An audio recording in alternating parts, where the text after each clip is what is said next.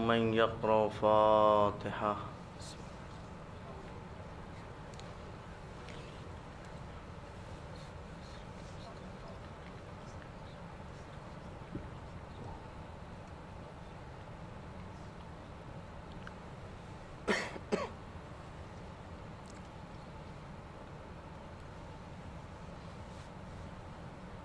أعوذ بالله من الشيطان اللعين الرجيم. بسم الله الرحمن الرحيم.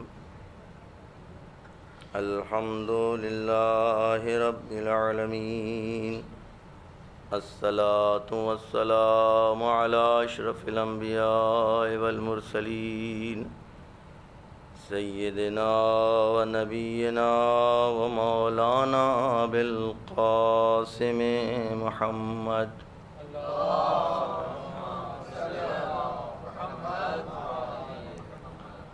و آلہ الطیبین الطاہرین المعصومین المنتجبین المنتخبین المطہرین الذين أذهب الله عنهم الرجس وطهرهم تطهيرا.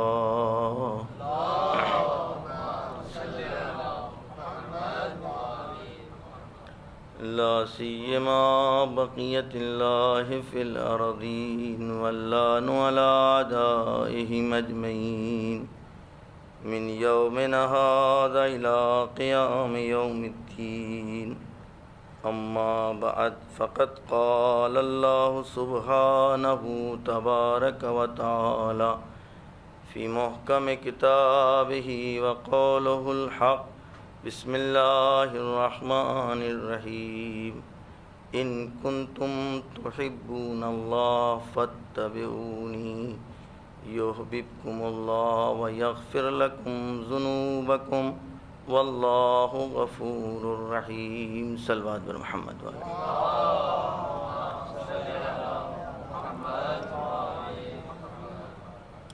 جو حضرات آگے آ سکتے ہیں ان کو زحمت نہیں ہے تو آ جائیں تو زیادہ بہتر ہوگا. ایک صلوات بھیجیے محمد والے.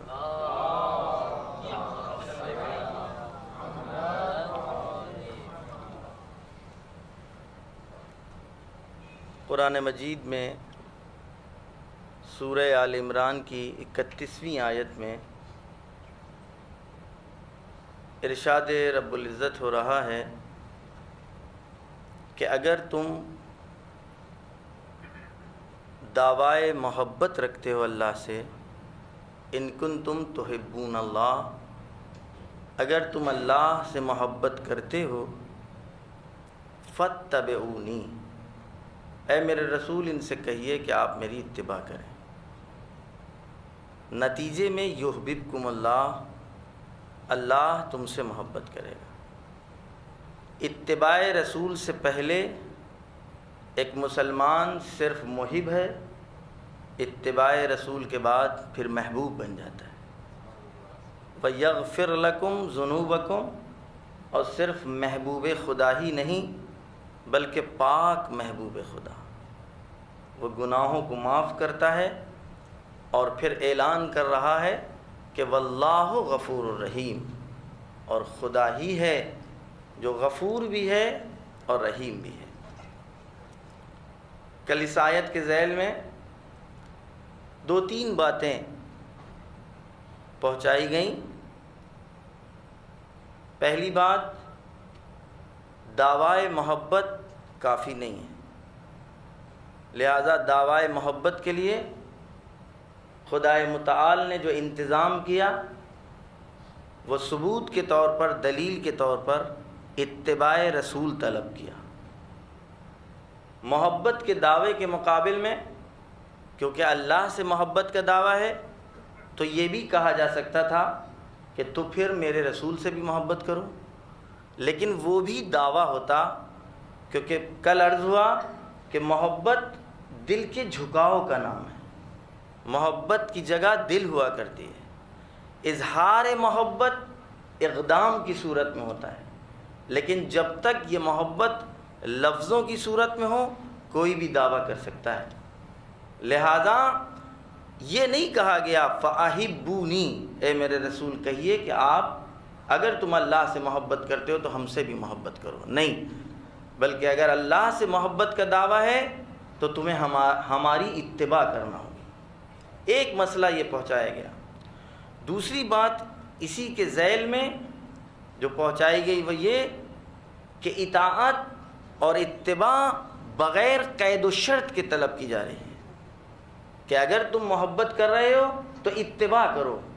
حکم اتباع مقید نہیں ہے، کوئی شرط کے ساتھ نہیں ہے، کوئی قید کے ساتھ نہیں ہے کہ تم ہماری اتباع کرو جب تک ہم صحیح رہیں، ہماری اتباع کرو جب ہم مسجد میں ہوں، ہماری اتباع کرنا جب ہم دین کی باتیں کر رہے ہوں، ہماری اتباع کرنا جب ہم منبر پر ہوں، یا خداوند عالم کہلوا دیتا کہتا کہ میرے رسول کی اتباع کرنا اس وقت جب وہ دینی خطبہ دے رہا ہو، میرے رسول کی تم اتباع کرنا جب وہ نماز کا حکم دے رہا ہو، میرے رسول کی اتباع کرنا جب روزے کے بارے میں بتا رہا ہو، میرے رسول کی اتباع کرنا جب شرعی احکام پہنچا رہا ہو۔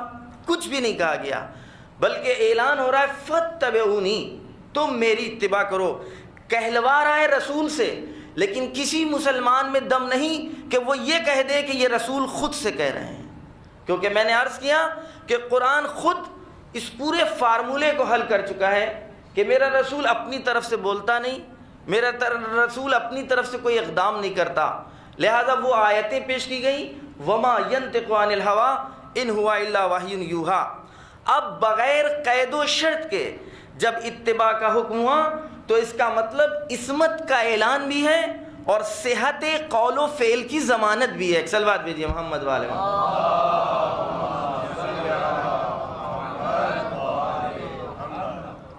یعنی ہمارے رسول کی اتباع قول کی بھی ہوگی، اتباع فعل کی بھی ہوگی، جو آج گفتگو آئے گی انشاءاللہ۔ اب یہ اتباع مطلق ہے۔ مطلق اتباع کا مطلب ہی یہ ہے کہ ہر طرح کی ذمہ داری ہم لے رہے ہیں۔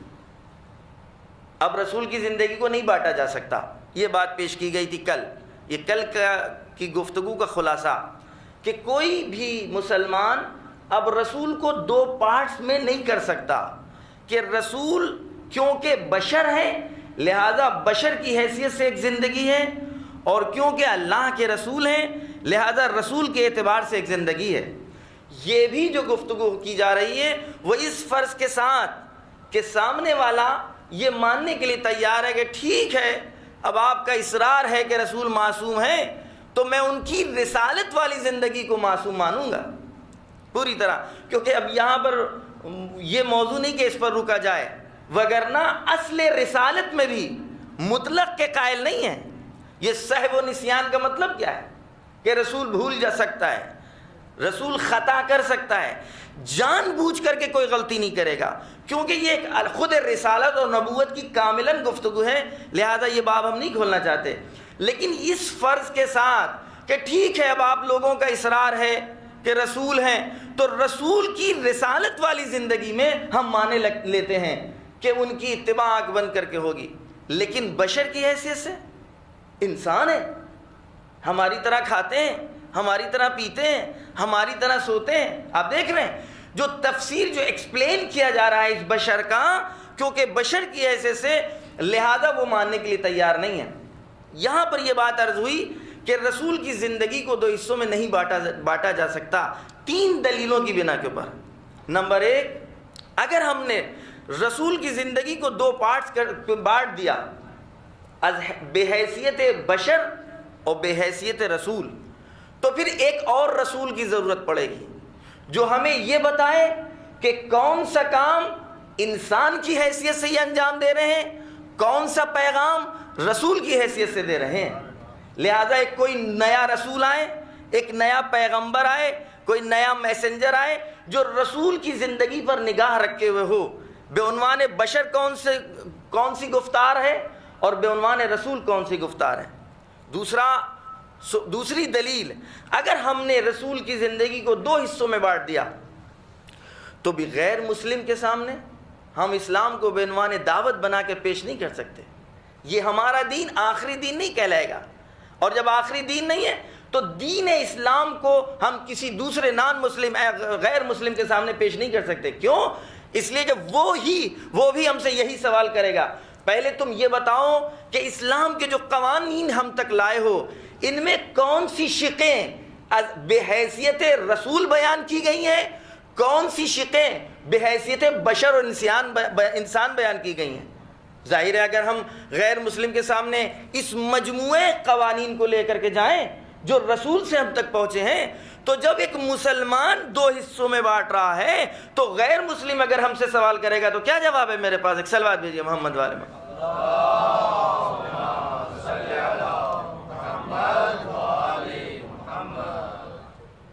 ایک اور صلوات بھیجیے محمد.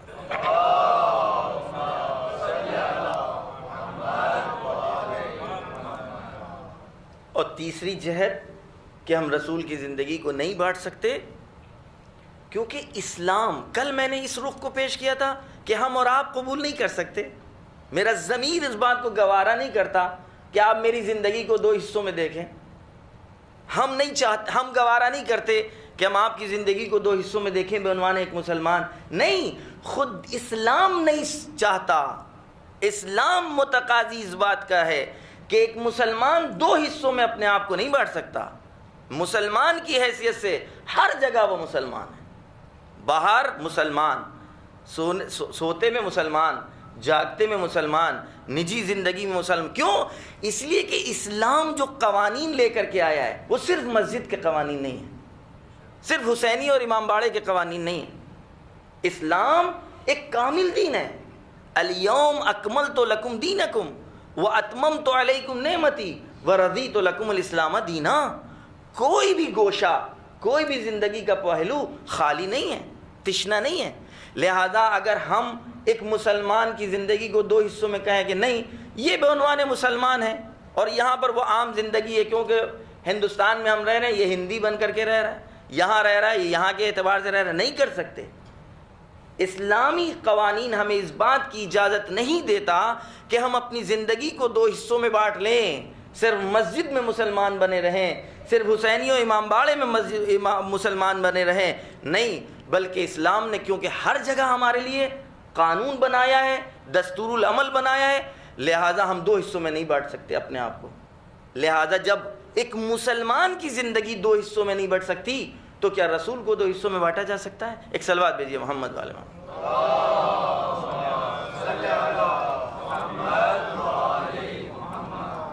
کل کی یہ گفتگو کا خلاصہ تھا. آج اسی آیہ کریمہ کے ذیل میں جو میں نے آپ تک پہنچائی، قرآن میں 5 جگہ اس مفہوم کو پیش کیا جا رہا ہے. سورہ احزاب میں 71ویں آیت، سورہ فتح میں 70ویں آیت 17، سورہ نور میں 52ویں آیت، سورہ نساء کی 13ویں آیت اور سورہ نساء کی 59ویں آیت، جس میں اعلان یہ ہو رہا ہے کہ من یطع اللہ و رسول، جس نے اللہ اور اس کے رسول کی اطاعت کی. اللہ کی اطاعت کا جہاں جہاں بھی قرآن میں ذکر ہوا ہے وہاں میں نے کل بھی عرض کیا تھا رسول کو پہلو میں ضرور ذکر کیا ہے. من یطع اللہ و رسولہ، جس نے اللہ کی اطاعت اور اس کے رسول کی اطاعت کی. 5 آیتوں میں اس مفہوم کو پیش کیا. میں آیتیں لے کر کے آیا ہوں لیکن پوری آیت نہیں پڑھوں گا. ان 5 آیتوں میں اطاعت خدا اور رسول کے نتیجے میں جو چیزیں پیش کی گئی ہیں وہ کیا؟ کامیابی. ذالک فوزا عظیما فاولئک هم الفائزون. یہ لوگ فائز اور کامیاب ہیں. کون لوگ؟ جو اللہ اور اس کے رسول کی اطاعت کر رہے ہیں. یہ وہ لوگ ہیں کہ جن کو جنت میں داخل کیا جائے گا. من تحت الانہار تجری من تحت الانہار، وہاں نہریں جاری ہوں گی. خالدین فیہا، یہ ہمیشہ ہمیشہ کے لیے جنت میں رہیں گے. ومن یتول عنہا، لیکن اگر کسی نے روگردانی کی، کس سے روگردانی کی؟ اطاعت خدا اور اس کے رسول کی اطاعت سے. اگر روگردانی کی تو ان کو عذاب سخت میں مبتلا کیا جائے گا. جتنی کامیابیاں، جتنی فوز، جتنے نتائج عظیم بیان کیے جا رہے ہیں وہ اطاعت خدا اور اطاعت رسول کے نتیجے میں.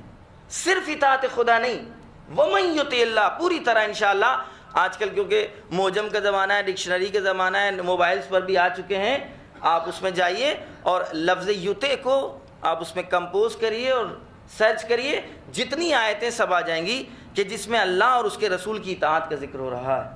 اس کے نتیجے میں یہ تمام چیزیں آپ کو مل رہی ہیں، یا فوز و کامیابی، فوزن عظیمہ، صرف کامیابی نہیں، عظیم کامیابی۔ یہ کون لوگ ہیں؟ ایک سب سے بڑی جو کامیابی کا تذکرہ کیا جا رہا ہے، جن لوگوں نے اللہ اور اس کے رسول کی اطاعت کی، یہ ان کے ساتھ ہے جن پر اللہ نے نعمتیں نازل کی ہیں۔ یہ کون لوگ ہیں؟ سورہ حمد میں ہم لوگ کس طریقے سے پڑھتے ہیں؟ صراط الذین انعمت علیہم، یعنی جس سورے کو بصورت دعا اللہ کی بارگاہ میں دن میں 5 وقت کی نمازوں میں ہم بیان کرتے ہیں کہ ہر واجب نماز میں 2 مرتبہ سورہ حمد واجب ہے، لہذا اس آیت اور اس دعا کو 2 مرتبہ ہر واجب میں گویا 10 مرتبہ ہم دعا کرتے ہیں، پروردگار ہم کو ان کا راستہ دکھا کہ جن پر تو نے نعمتیں نازل کی ہیں۔ قرآن دوسری جگہ ارشاد فرما رہا ہے جو اللہ اور اس کے رسول کی اطاعت کرے ان کو ان کی ہمراہی ملے گی جن پر اللہ نے اپنی نعمتوں کو نازل کیا۔ ایک صلوات بھیجیے محمد والے محمد۔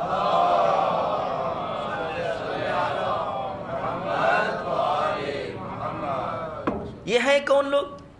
من النبیین، نبیوں میں سے ہیں، من الشہداء، شہداء میں سے ہیں، من الصدیقین، صدیقین میں سے ہیں۔ اب دیکھیں کہ اگر اطاعت خدا اور اطاعت رسول ہم نے انجام دی تو نتیجے میں مل کیا رہا ہے؟ ہمراہی مل رہی ہے ان لوگوں کی کہ جو ہم دعا کر رہے ہیں۔ دعا کے ساتھ ساتھ اطاعت خدا اور رسول، 5 آیتوں میں اللہ کی اطاعت کے ساتھ رسول کی اطاعت۔ میں کہتا ہوں کہیں ایک جگہ اس آیت کو الٹا کر دیا جاتا، اسی سینٹنس کو، یعنی جس نے رسول کی اطاعت کی اور اللہ کی اطاعت کی، نہیں، جس نے اللہ کی اطاعت کی اور اس کے رسول کی اطاعت کی، یا خالی اللہ کی اطاعت کا تذکرہ ہو جاتا، مسئلہ حل نہیں ہوتا، اس لیے کہ اللہ کی اطاعت کی ہی نہیں جا سکتی بغیر رسول کی اطاعت کے۔ کیسے پتہ لگے گا کہ اللہ کی اطاعت کیا ہے؟ ایک مسلمان کو کیسے معلوم ہوگا کہ اللہ ہم سے کیا چاہتا ہے؟ جب تک کہ کوئی بتائے نا۔ میں نے آج ان آیتوں کو جو آپ کے سامنے پیش کیا ہے اور وقت ملا میں ان آیتوں کو پڑھ کر کے بھی بتاؤں گا۔ آخر قرآن جتنی تاکید کر رہا ہے رسول کے رول پر، رسول کے نقش کے اوپر، رسول کے کردار کے اوپر، رسول کی محوریت کے اوپر، رسول کی مرکزیت کے اوپر، ابتدائے اسلام میں اسی کو ہٹانے کی کوشش کی جا رہی ہے۔ کیوں؟ بعد میں آئے گی گفتگو۔ قرآن صرف یہی نہیں، 10 جگہ دوبارہ 10 آیتوں میں قرآن نے تذکرہ کیا کہ جہاں پہ اللہ کی اطاعت اور رسول کی اطاعت کا تذکرہ ہو رہا ہے، جہاں کہیں پر لفظ اطیعو تکرار ہو رہا ہے، ریپیٹ ہو رہا ہے، اور کہیں لفظ اطیعو ریپیٹ نہیں ہو رہا ہے، اس کی بھی وجہ اور فلسفہ ہے اور علت ہے، جو بات کی انشاءاللہ تقاریر میں اگر توفیق الہی شامل حال رہی تو آپ تک پہنچائیں گے۔ 5 آیتوں میں اس بات کے بعد ایک فارمولہ بیان کیا جا رہا ہے، لہذا اگر خالی اللہ کی اطاعت کوئی کرنا چاہے کہ ہم نے اللہ کی اطاعت کر لی کافی ہے، جس طریقے سے آج کل آپ نعرے دیکھتے ہیں اللہ اللہ زبانوں کے اوپر ہے، تو میں کہتا ہوں آپ کو کیسے پتا کہ آپ مطیع خدا بن گئے؟ آپ کو کیسے پتا کہ حکم خدا ہے کیا؟ خدا آیا آپ کو بتانے؟ آپ گئے تھے خدا کے پاس؟ کس نے بتایا؟ رسول نے۔ اللہ اکبر! اگر رسول ہم کو نہ یہ بتائیں کہ یہ حکم خدا ہے، ایسا صادق، ایسا امین، ایسا امانت دار کہ جو ادھر سے آیا کہا یہ کلام خدا ہے، جو اپنی گفتگو آپ پر الہام ہوا کہا یہ مجھ پر الہام ہوا ہے، کلام خدا نہیں ہے، کلام میرا ہے، مرضی اس کی ہے۔ ایک صلوات بھیجیے محمد والے محمد۔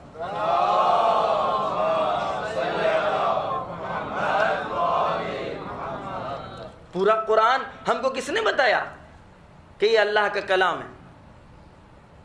آج جو یہ مجموعہ میرے سامنے ہے آیات کا کہ جس کو مسلمان قرآن کی صورت میں قبول کرتے ہیں، تو ہم کو کس نے کہا یہ کہ قرآن ہے، یہ اللہ کا کلام ہے، یہ اس میں خداوند عالم کی طرف سے آئی ہوئی آیتیں ہیں؟ خود اس رسول نے۔ لہذا ایسا امین، ایسا صادق، ایسا سچا، ایسا رسپانسبل، ذمہ دار، کہ جو اللہ کی طرف سے کلام آیا بعنوان آیت قرآنی، اس کو قرآنی شکل دی، اور جو حدیث کی صورت میں تھا وہ تفسیر کی صورت میں بعنوان حدیث بیان کیا کہ یہ میرا کلام ہے جو مجھ پر الہام ہوا ہے۔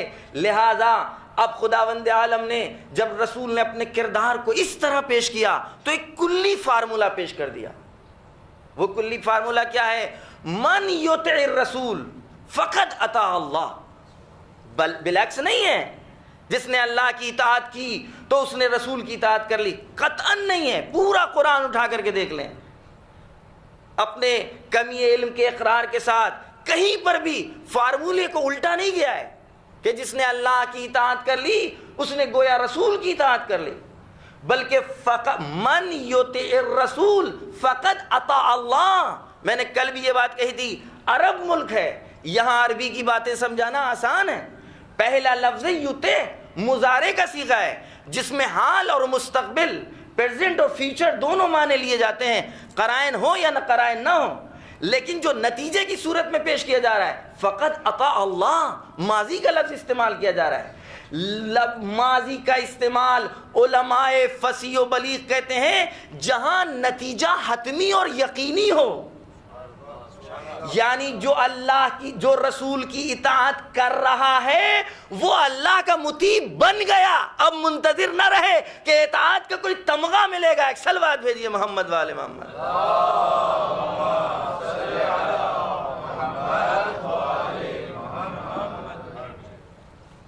اسی کو برعکس آپ کر دیں، من یطیع اللہ فقط اطاع رسول، نہیں ہے، ہو نہیں سکتا۔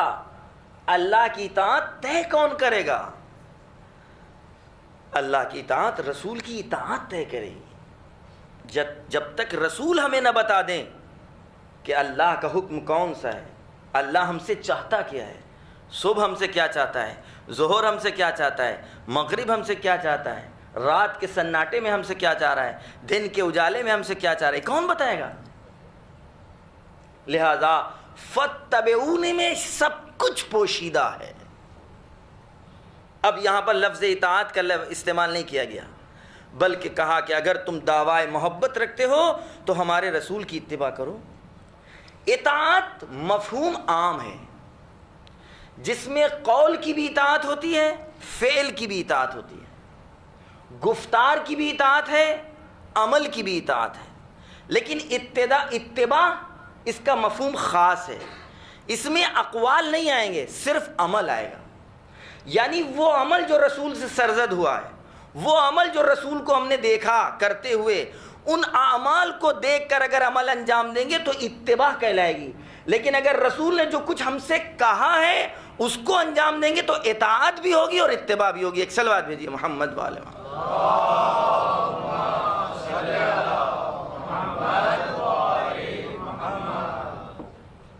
ایک اور صلوات بھیجیے محمد والے۔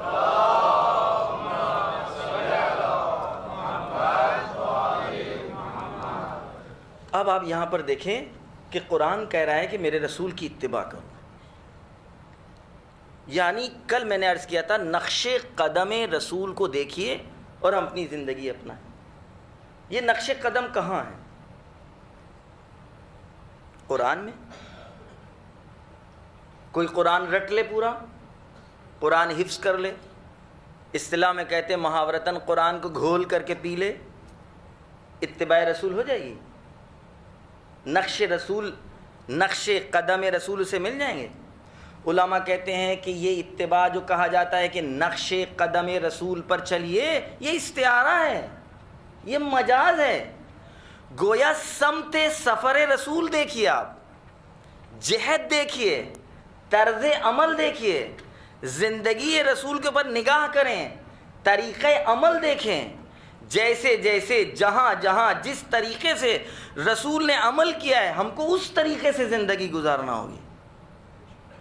اب اگر ہم قرآن میں چاہیں کہ اتباع رسول ہمیں مل جائے، کہیں پر بھی آپ کو قرآن میں نہیں ملے گی، کہیں پہ بھی آپ نقش قدم رسول قرآن میں دیکھیں، کہیں چھپا ہوا ملے گا آپ کو؟ تو بھی جب قرآن میں ہمیں نہیں مل رہا ہے تو ہم کہاں جائیں گے معلوم کرنے؟ رسول کی زندگی یا حدیث رسول میں یا قول رسول میں یا فعل رسول میں؟ تو قرآن تو کہہ رہا ہے کہ اتباع کریے ہمارے رسول کی. اتباع قرآن میں مل نہیں سکتی جب تک کہ رسول کی حدیث پر نگاہ نہ کر لیں, رسول کی زندگی پر نگاہ نہ کر لیں. اعلان یہ ہو رہا ہے کہ ہمارے لیے قرآن کافی ہے, قرآن خود کہہ رہا ہے کہ ہم کافی نہیں, ادھر اصرار یہ ہے کہ قرآن کافی. اس مسئلے کو حل کیسے کیا جائے گا؟ ہم قرآن پر عمل کرنا چاہتے ہیں, قرآن ہم سے عمل چاہتا ہے. قرآن کہتا ہے اس آیت پر عمل کرو, ہمارے رسول کی اتباع کرو. آئیے ہم سب 6636 یا 66 ان آیتوں میں ڈھونڈیں, دیکھیں کہ کہاں پر نقش رسول مل رہا ہے. کیسے میں مل جائے گا کہ ہم رسول کی زندگی کو اور رسول کے نقش قدم کو قرآن کی آیات کے اندر دیکھیں اور اس کی اتباع کرتے چلے جائیں. ہم کو کہیں پر قرآن میں نہیں ملے گا. پھر اگر نہیں ملے گا, اور حکم تو حتمی ہے, حکم ہے یقینی, تو لیں گے کس سے؟ قرآن کیا کہہ رہا ہے؟ ما آتاکم الرسول فخذوہ وما نہاکم عن فانتہوا. جو رسول میرا تم کو دے اسے لو, جس سے تمہیں روک دے اس سے اپنے آپ کو روک لو. ہے نا قرآن یہ؟ آپ کہہ رہے ہیں کہ قرآن کافی, قرآن کہہ رہا ہے رسول کے پاس جاؤ. کس کی مانے؟ قرآن کی کہ آپ کی؟ ایک صلوات بھیجیے محمد والے محمد.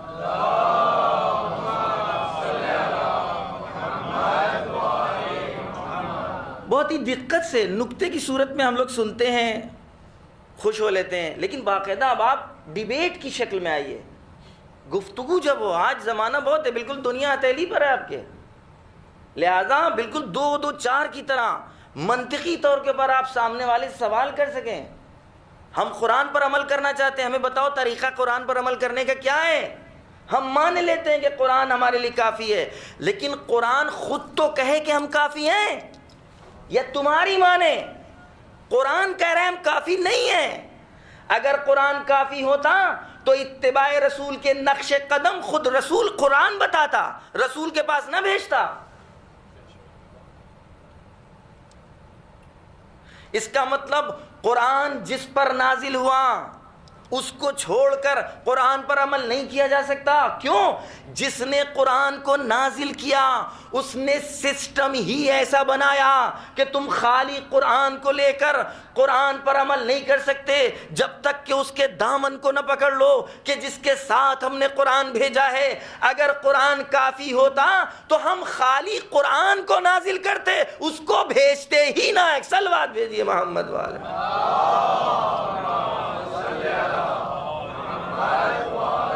عجب, جس نے ہمیں اس لائق بنایا کہ ہم قرآن کی آیتوں کو سن سکیں.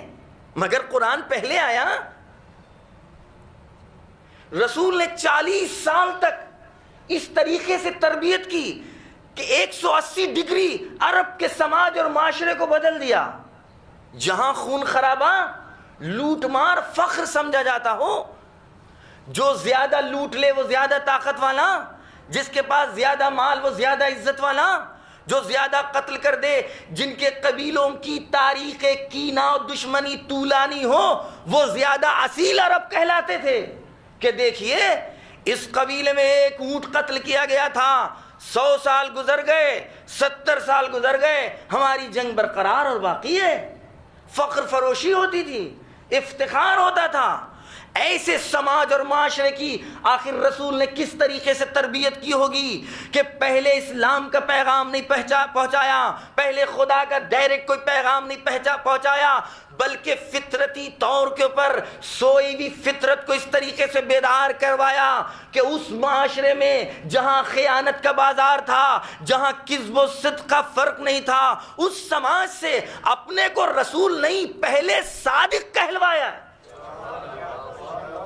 پہلے امین کہلوایا ہے. میں آپ سے پوچھنا چاہتا ہوں, وہ سماج و معاشرہ جہاں لوٹ مار کے اوپر عزتوں کو پرکھا جاتا ہو, تولا جاتا ہو کہ یہ باعزت والا ہے کیونکہ یہ کل کے قافلے کو لوٹ کر کے آیا ہے, اس نے زیادہ لوٹ لیا, ایسے سماج و معاشرے میں آپ کو امین کس نے کہا؟ امین یعنی امانت داری. امین یعنی جس کا مال اس معاشرے اور اس سماج میں کفار و مشرکین جب سفر پر جاتے تھے تو اپنے مال کو رسول کے پاس رکھ کر کے جاتے تھے، یعنی اسی سماج میں اتنا امتیاز پیدا کر دیا کہ لوٹ مار کیا چیز ہے اور امانت داری کیا چیز ہے۔ ایک صلوات بھیجیے محمد والے۔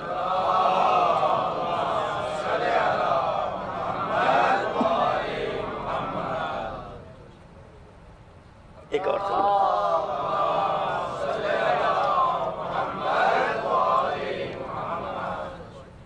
اس سماج اور اس معاشرے کو کہ ظاہر ہے یہ پوری ایک بحث ہے کہ بعثت سے پہلے اس وقت کا معاشرہ اور سماج کیا تھا۔ نہج البلاغہ میں علی بن ابی طالب علیہ السلام نے اشارے فرمائے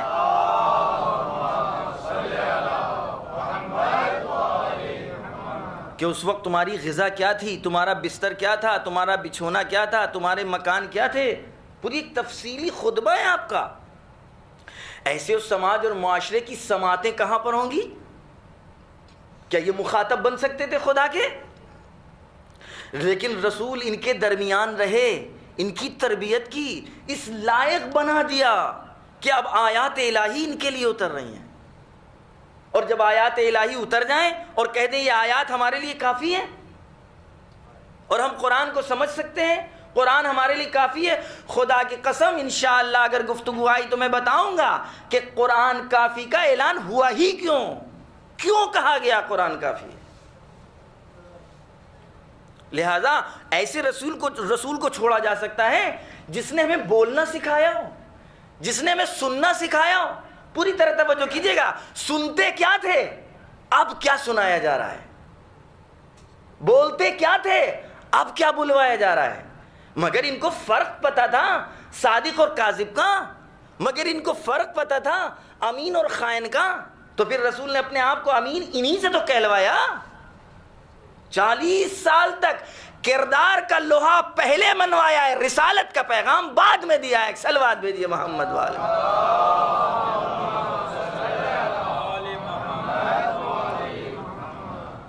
اور اس رسول کے چھوڑنے کا نتیجہ کیا ہوا وہ آپ کے سامنے ظاہر ہے۔ ہر جگہ ساری باتیں ہو نہیں سکتی کہ رسول کو چھوڑ رہے ہیں کیونکہ پروگرام ہی کچھ اور ہے، پلان ہی کچھ اور ہے، نتیجے میں لباس تو ملا، عنوان تو ملا، لیکن تھاٹ نہیں مل پائی، روح نہیں مل پائی، جان اسلام نہیں مل پایا۔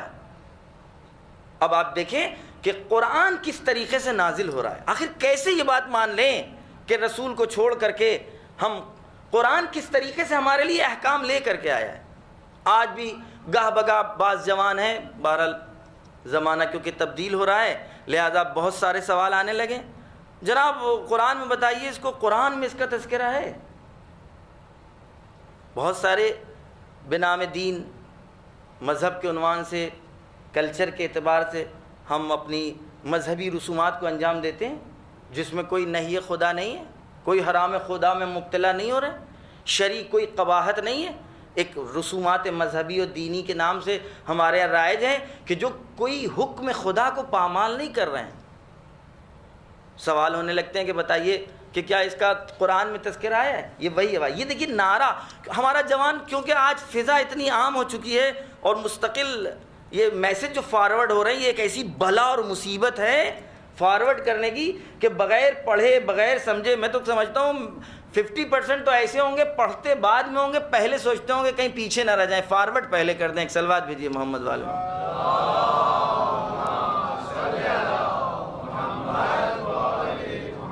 دیکھیے جو مشکلات اور جو خامیاں ہم دوسروں پہ نکالا کرتے تھے، ہم خود اس میں مبتلا ہو رہے ہیں۔ بھئی آپ جو فارورڈ میسج کر رہے ہیں بنا میں دین کر رہے ہیں نا، کیونکہ دینی پیغام بن کے آیا ہے، میسج بن کر کے آیا ہے، اور آپ نے اگر فارورڈ کر لیا تو آپ شیئر کر لیا نا، آپ نے اس میں آپ شریک ہو گئے کہ ایک دینی میسج دے رہے ہیں، آپ نے خود پڑھا اسے، اچھا تصدیق کی، تصدیق کرائی کہ یہ جو بنام حدیث یہاں پر آئی یہ حدیث ہے بھی، بنام قال الصادق جو آیا یہ ہے بھی، بنام قال الباقر علیہ السلام یہ بات بھی میسج آیا یہ ہے بھی۔ کس سے؟ اگر آپ خود اس میں اسپیشلائزیشن رکھتے ہیں، تخصص رکھتے ہیں تو فبیا، آپ کو حق ہے، لیکن اگر نہیں رکھتے تو کم سے کم آپ کو ایک دریافت کو تو کرنا ہوگا، پوچھنا تو ہوگا کہ واقعاً کیا یہ دینی میسج ہے بھی، کیا یہ امام نے کہا ہے، کیا یہ حدیث رسول بھی ہے؟ اور بہت سے کلام، خود نہج البلاغہ ہے، جتنی چیزیں جانتے ہو سب کچھ ہر جگہ بیان نہ کر دو، ممکن ہے بات حق ہو لیکن اس وقت یہ میسج کے لائق نہ ہو۔ ایک صلوات بھیجیے محمد والے محمد۔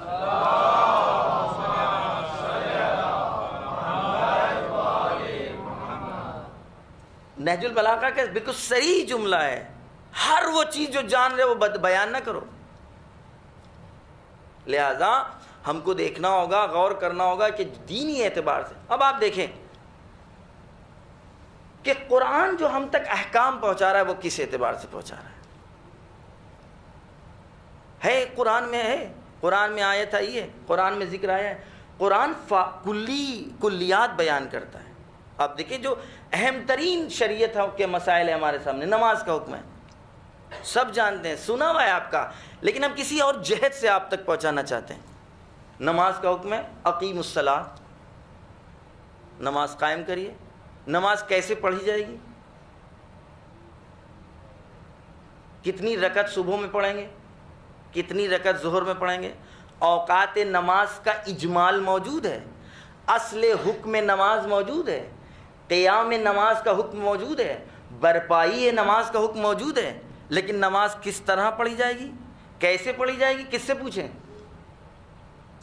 وآتوا الزکوٰۃ، زکوٰۃ کو قائم کرو، قرآن کہہ رہا ہے زکوٰۃ قائم کرو، اما نصاب زکوٰۃ کیا ہے، شرائط زکوٰۃ کیا ہے، کب زکوٰۃ کس مال پر واجب ہوگی، کون بتائے گا؟ قرآن کو کھولیے، پوچھئے، تم نے کہا آیت الزکوٰۃ، ہم زکوٰۃ ہم پر واجب ہے، بتاؤ تو، بولیے۔ نہج البلاغہ میں علی ابن ابی طالب علیہ السلام فرماتے ہیں وَلَن يَنْتِقَا،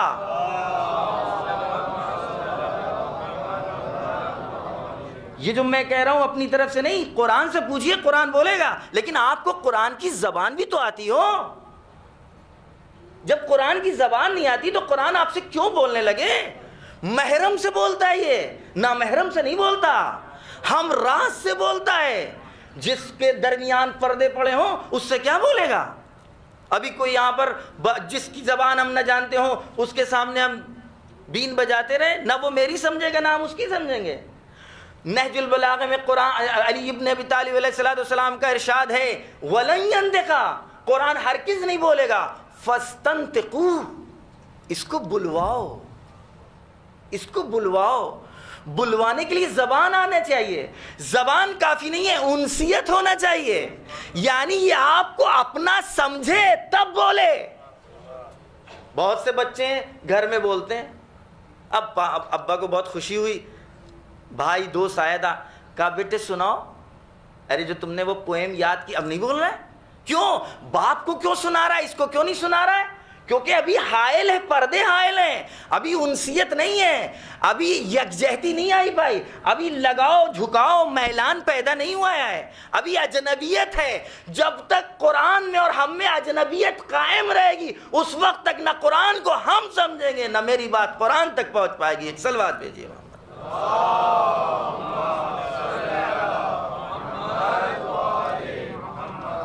ایک اور صلوات بھیجیے۔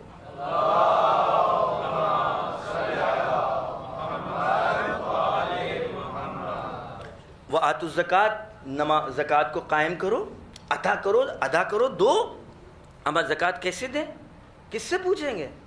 اسی سے پوچھیں گے کہ جس نے ہم سے کہا کہ قرآن یہ کہہ رہا ہے، یعنی پیغمبر سے۔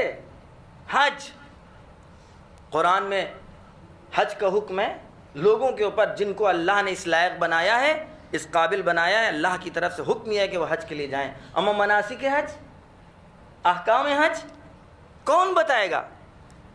ممکن ہے کوئی کہے کہ یہ بھول گیا، میں کہتا ہوں بھولنے والا ہوتا کوئی مان سکتا ہے کہ گویندا و متکلم ایسا کہ جس کا یہ کلام ہو وہ بھول بھی سکتا ہے؟ اچھا اگر بھولنے والا بھی ہوتا، کوئی ایسی ذات کا یہ کلام ہوتا جس سے بھول ممکن ہے، تو بھول پری پلاننگ، کہ جو بھولنا ہے وہ بھول رہا ہے، جو بتانا ہے وہ بتا رہا ہے۔ بھئی بھولتا کون ہے؟ جس کے اعصاب ایک جگہ نہ ہو، حواس گم رہے ہیں، تو کبھی کچھ بھولے کبھی کچھ بھولے، بھئی کبھی ناؤن بھولے کبھی ور بھول جائے، یہ کیا جہاں بھول رہا ہے ایک ہی چیز بھول رہا ہے، یعنی اجمال تو بیان کر رہا ہے، تفصیل کو چھوڑ رہا ہے۔ صلوات بھیجیے محمد والے محمد۔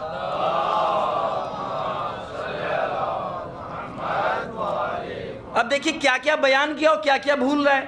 نماز کا حکم بتا دیا، کیسے نماز بھول گیا۔ زکوٰۃ کا حکم ادا کرو، کس طرح بھول گیا۔ حج واجب ہے، کس طرح بھول گیا۔ یہ کیا بات ہوئی؟ اس کا مطلب بھول نہیں رہا ہے، ارادتاً ذکر نہیں کر رہا ہے،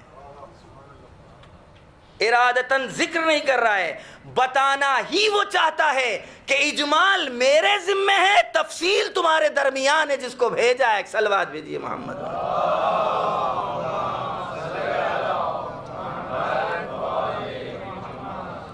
ہم اس کے پروڈکٹ اسی کے مقابل میں، وہ خوب ہماری نفسیات سے واقف ہے، اس لیے کہ اس کو پتا تھا کہ یہ انکار کریں گے، لہذا اس نے لمحہ بلمحہ اس طریقے سے حصار ڈال دیا کہ ہم بغیر رسول کے اصل مسلمان نہیں رہ سکتے، ہم چھوڑ کر کے مسلمان باقی نہیں رہ سکتے۔ گویا ایسا لگ رہا ہے کہ قرآن نازل ہی اس طرح ہوا ہے کہ وہ یہ بتائے کہ ہم کافی نہیں ہیں۔ یہ اعلان اپنی جگہ، قرآن کا نزول، احکام و شریعت کا آنا اس انداز سے ہے، اس سسٹم سے ہے، اس اعتبار سے ہے کہ ہر حکم خود بول رہا ہے کہ بغیر رسول کے ہمیں پتہ نہیں کہ ہم کیا ہوں گے۔ نماز کیا بتائے گی؟ حکم نماز خود یہ بتلا رہا ہے کہ پیغمبر کے بغیر ہم مکمل نہیں ہیں۔ لہذا بھیجنے والے نے اس اعتبار سے قرآن کو نازل کیا ہے کہ تم قرآن کے بھی محتاج رہو اور اس کے بھی محتاج رہو کہ جس کے ذریعے قرآن ہم نے پہنچایا ہے۔ صلوات بھیجیے محمد۔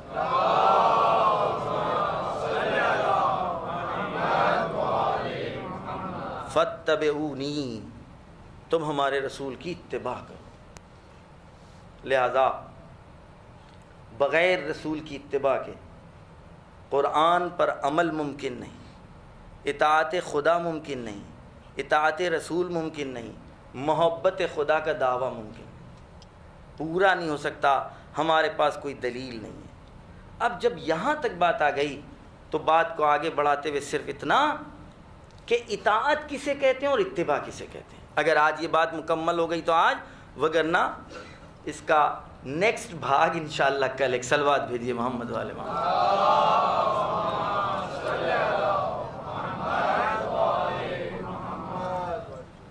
میں نے عرض کیا کہ اطاعت اور اتباع میں تمام علماء عرب زبان اس بات کی تفسیر پیش کرتے ہیں، بہت سے مقالے بھی پڑھے انٹرنیٹ پر، اتباع اور اطاعت کا فرق اردو میں بھی ہیں، عربی میں بھی ہیں، اگر کبھی وقت پڑے تو آپ دیکھ بھی لیجئے گا تاکہ آپ بات پوری طریقے سے ثابت دلیل کے ساتھ اور قرآن کے اعتبار سے مدلل ہو کہ اطاعت میں اقوال اور عمل دونوں پوشیدہ ہیں، اما اتباع میں فقط عمل۔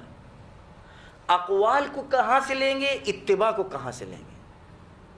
اقوال رسول کو ہم کتابوں سے لیں گے، کیونکہ کتابوں میں قول رسول کو جمع کیا گیا ہے، اقوال رسول کو جمع کیا گیا ہے۔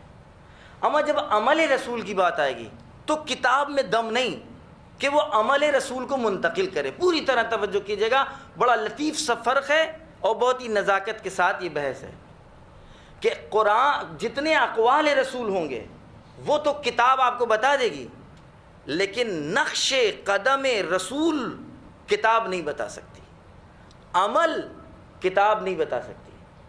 عمل کو منعکس کرنے کے لیے کتاب میں دم نہیں ہے۔ اگر کوئی راوی رسول کے عمل کو بیان کر دے تو بیان عمل رسول ہوگا، عمل رسول نہیں ہوگا۔ دلیل، قرآن کس کا کلام ہے؟ اللہ کا۔ ذکر اس میں کیا آ رہا ہے؟ جناب ابراہیم کی داستان، جناب یوسف کی کہانی، جناب اسماعیل کے واقعات۔ ہے کسی مسلمان میں دم وہ یہ کہہ دے کہ یہ ان کی کہانیوں کی کتاب ہے؟ کوئی کہہ سکتا ہے کہ قرآن جناب ابراہیم کا عمل اس میں بیان ہو رہا ہے؟ یعنی جناب ابراہیم کے عمل اور ان کی زندگی کی کتاب ہے نہیں، یوسف کی زندگی کی کتاب ہے نہیں، بلکہ یہ کہا جاتا ہے یہ ہے قول خدا، یہ ہے کلام خدا۔ جب بھی کسی عمل کو کوئی بیان کرے گا لکھ کر یا گفتار کی صورت میں، وہ نقل عمل تو ہوگا، عمل نہیں ہوگا۔ ایک صلوات بھیجیے محمد والے۔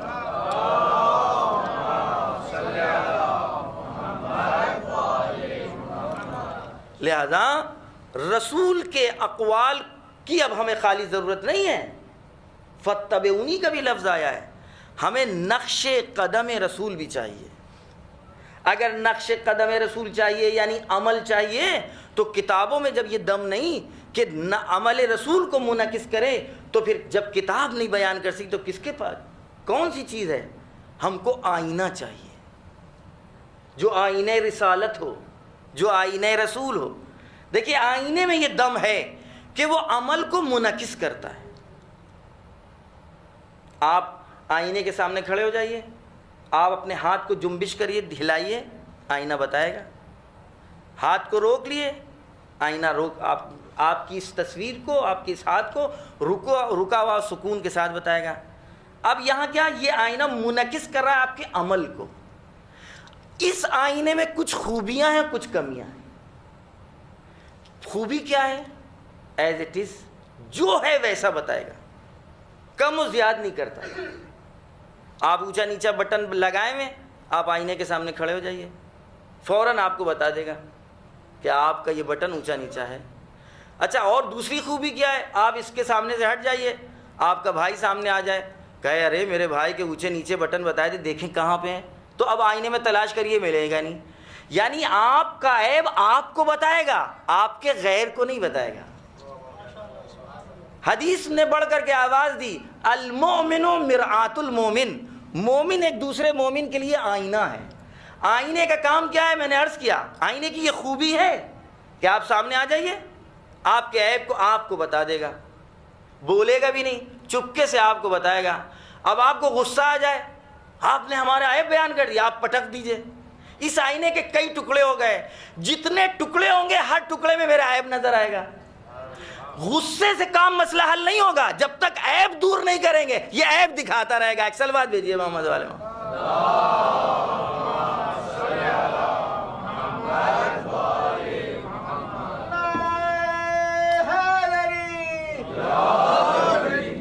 ٹھیک ہے نا؟ آئینے کی یہ خوبیاں ہیں کہ آپ آئینے کے سامنے آئیے، آپ کے عیب کو آپ کو بتا دے گا۔ چھٹے امام فرماتے ہیں دوست وہ ہے جو آپ کے عیب کو آپ سے بتا دے۔ اگر عیب کو صاحب عیب سے بتایا جائے تو اس کا مطلب اس کو عیب سے نفرت ہے، اگر عیب کو صاحب عیب کے علاوہ غیروں سے بتایا جائے تو اس کا مطلب اس کو عیب سے محبت ہے۔ کیوں؟ اس لیے اگر صاحب عیب کو بتایا جائے تو عیب ختم ہوگا، دور ہوگا، اگر دوسروں سے بتایا جائے تو عیب کی تشہیر ہوگی۔ تشہیر وہی چاہتا ہے کہ جس کو عشق ہو اس شہرت کا۔ ایک صلوات بھیجیے محمد والے۔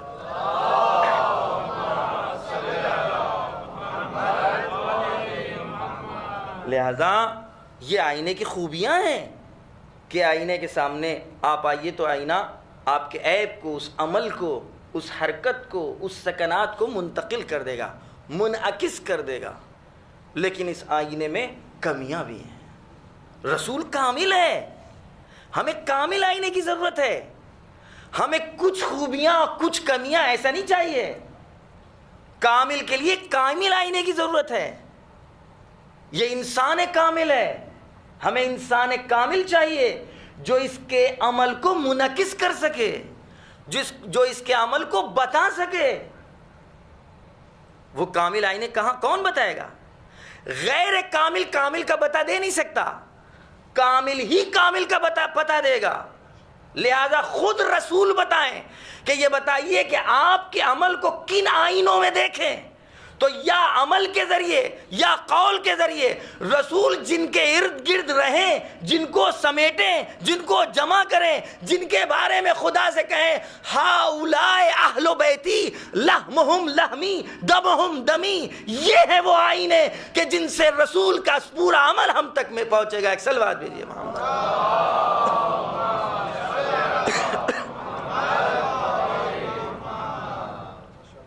حدیث کتنا پیارا ہے نام محمد، جس میں خدا کو نقطہ بھی گوارا نہیں، خود خدا نے نبی سے کہا جو تمہارا نہیں وہ ہمارا نہیں۔ سبحان اللہ۔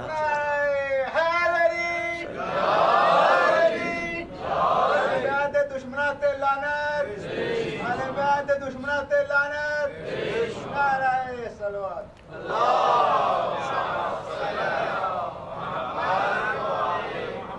اگر اتنے بے جان نعرے لکھنؤ وغیرہ میں دیے جائیں تو لوگ مجلس پڑھنا چھوڑ دیں۔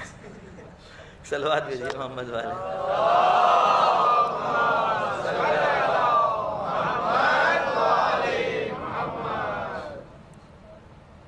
انشاءاللہ وہ آئینے کہ جن آئینے کی درکار ہم کو ہے اور جن کی تلاش ہے کہ جو رسول کے عمل کو منتقل کر سکیں، وہ کیسے آئینے ہونا چاہیے، انشاءاللہ کل اس پر گفتگو ہوگی کہ وہ خود رسول بتائیں گے، پھر ان کا عمل بتائے گا۔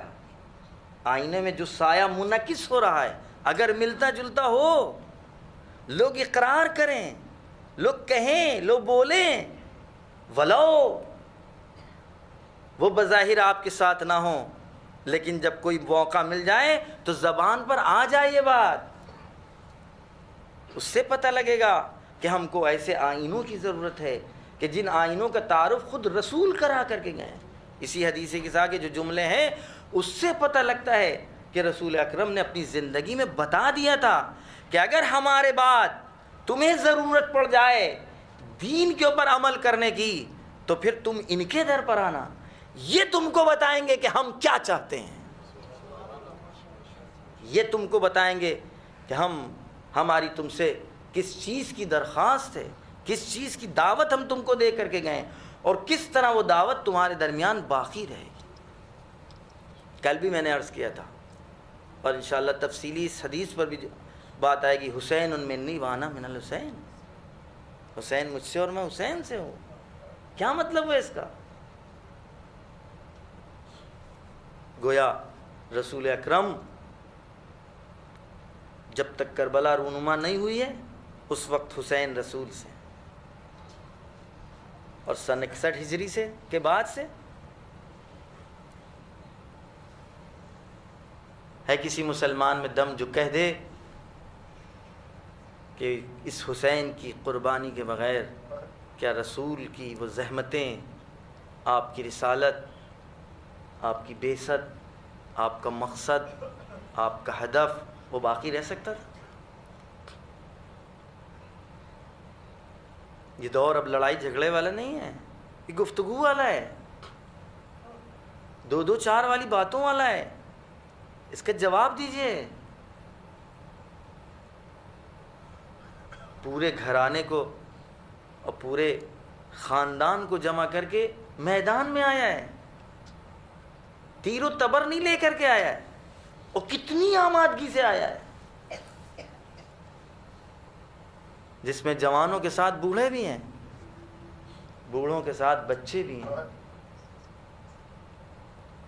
کربلا میں جو 10 عاشور کو، 10 محرم کو جو 6 مہینے کا ہوا ہو، وہ بتائیے جس وقت مدینے سے چلا ہوگا کتنے دن کا ہوگا؟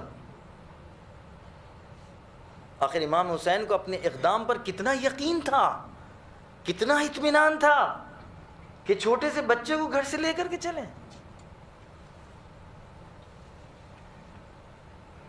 اس لیے کہ آپ کو پتہ تھا کہ اب یہ دین اسلام جس مرض میں مبتلا ہے،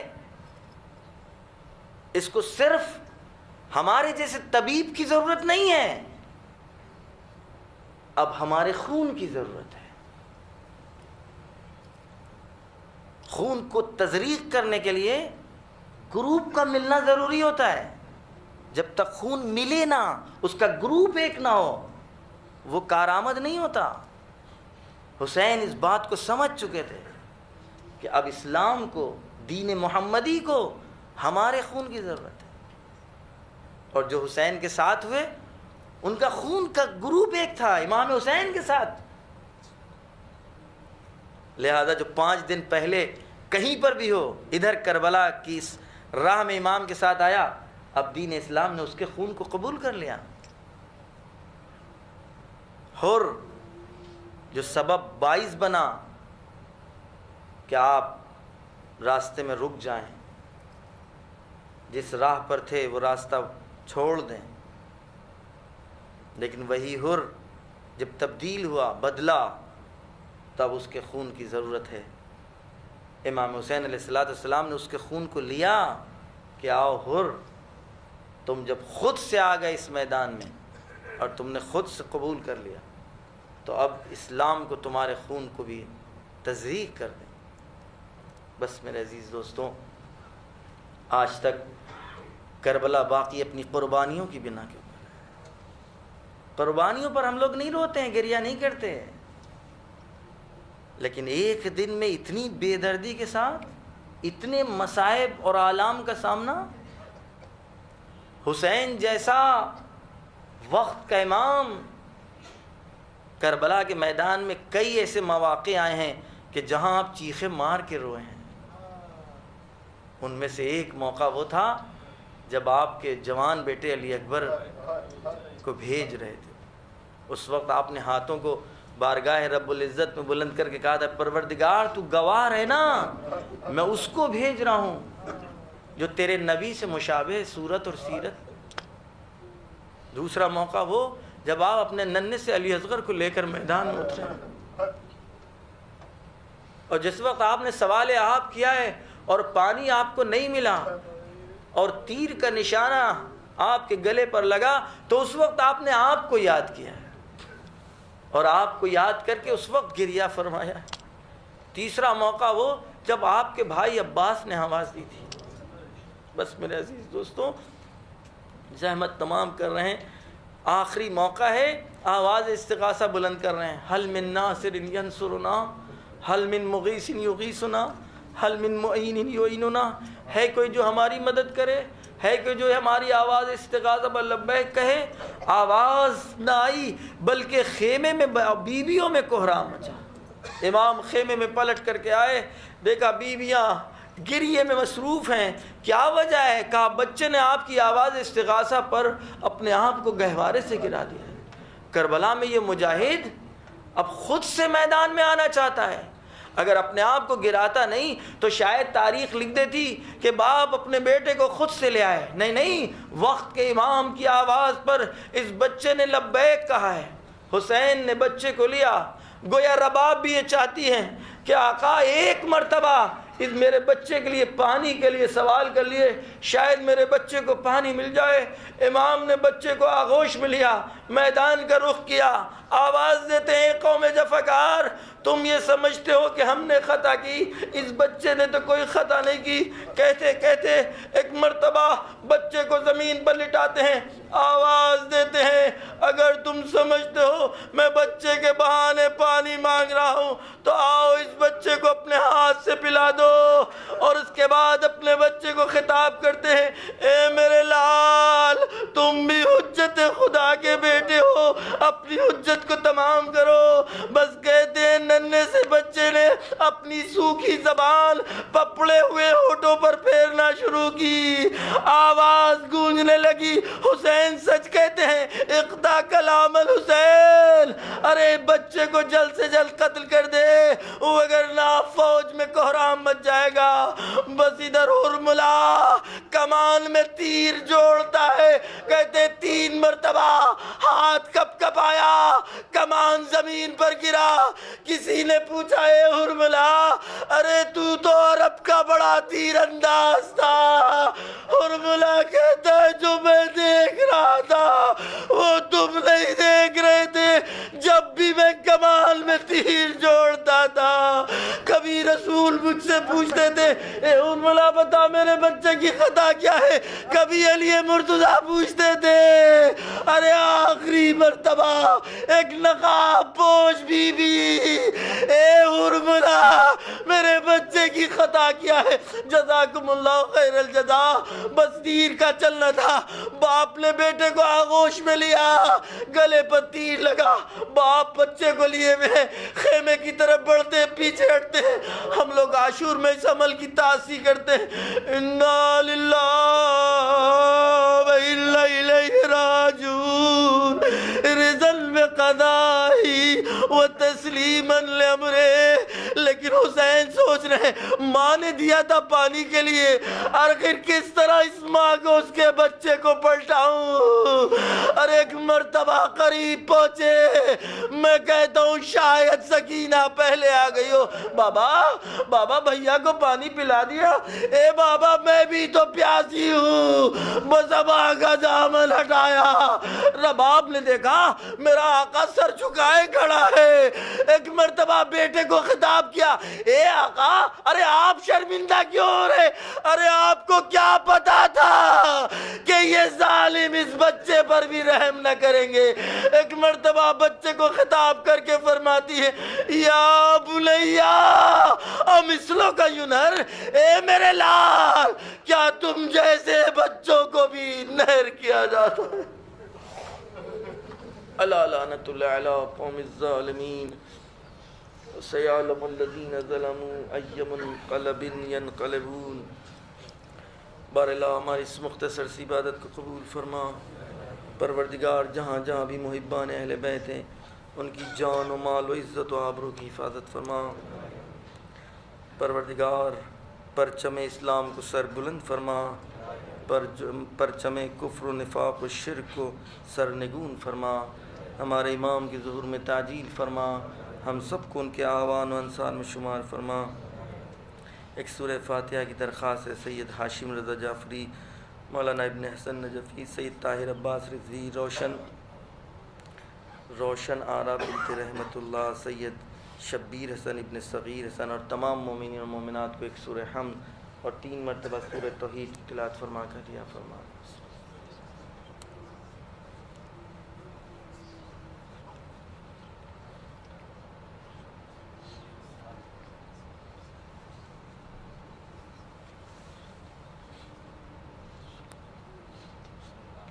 اللهم صل على محمد وآل محمد، اللهم كن وليك الحجة ابن الحسن صلواتك عليه وعلى آبائه في هذه الساعة وفي كل ساعة وليا وحافظا وقائدا وناصرا ودليلا وعينا حتى تسكنه أرضك طوعا وتمتعه فيها طويلا۔ اللهم صل على محمد وآل محمد۔ ماتم حسین۔